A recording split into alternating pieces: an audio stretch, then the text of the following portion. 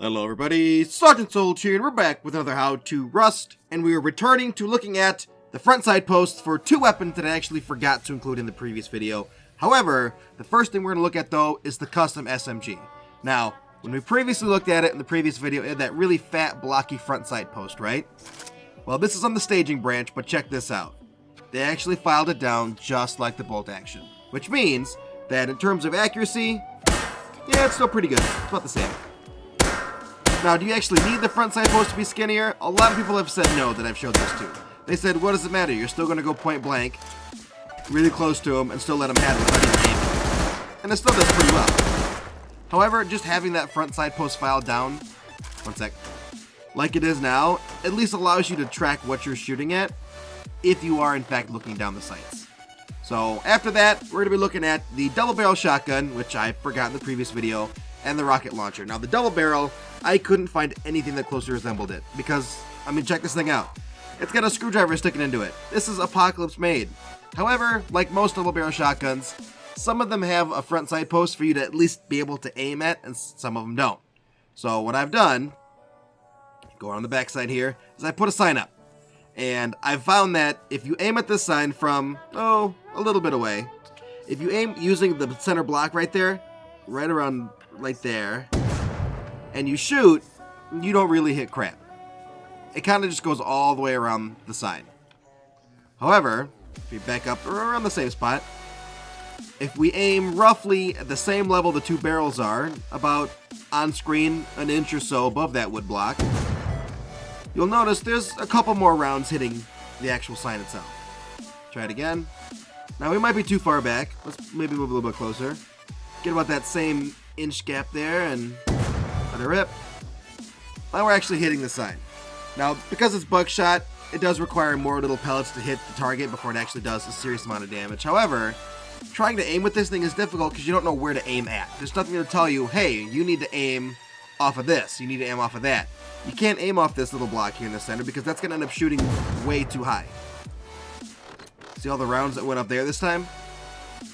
So what I found is that just that one little inch that you can sit between what you're aiming at and that center wood block is enough to be able to say, hey, this is more or less where I need to aim. And this is actually going to help me a lot because when running around with a double barrel shotgun, I had a lot of problems killing people because I didn't know what to aim with. I didn't know, okay, so maybe I need to line up when I'm shooting it with that block. Maybe I need to be a little higher, a little bit lower. This will at least help me, so I know it could potentially help some of you guys.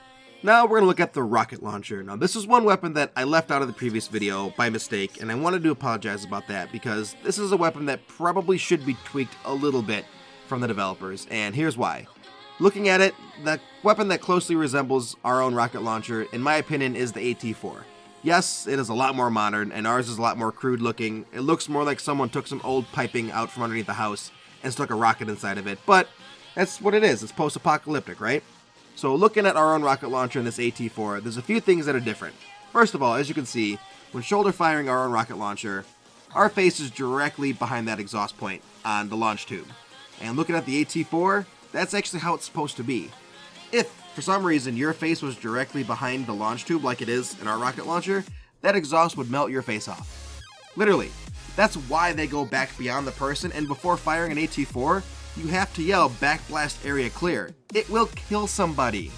And the fact that our rocket launcher, as stubby as it is, doesn't have something similar to that to where it goes past our head, but instead stops directly in front of our face, that's incredibly unrealistic. Not only that, if you look at this other picture that I have here, you can see that the shoulder-fired version in third person, it actually shows you holding it on your shoulder.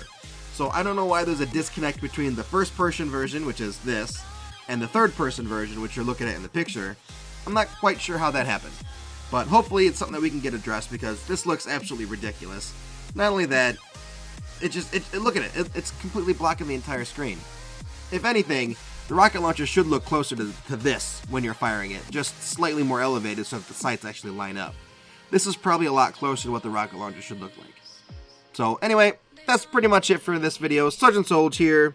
We're looking at not only the new sights on the SMG, which I like. I think they're going to turn out to be pretty useful. See if I can shoot something. I don't have my sound on right now, so I can't tell if I'm hitting the horse or not. I suck. Oh, I got it. It's dead. Look at the SMG, the double barrel shotgun, and the rocket launcher. And hopefully, you know, some of you guys will agree with this, some of you probably won't, but I know a lot of people don't like the way that the rocket launcher is embedded in your face like this. Hopefully it's something that we can get fixed sometime in the near future, but we'll just have to see how it goes. So, Sergeant Solge, How to Rust, and we'll see you in the next How to Rust video. Bye-bye.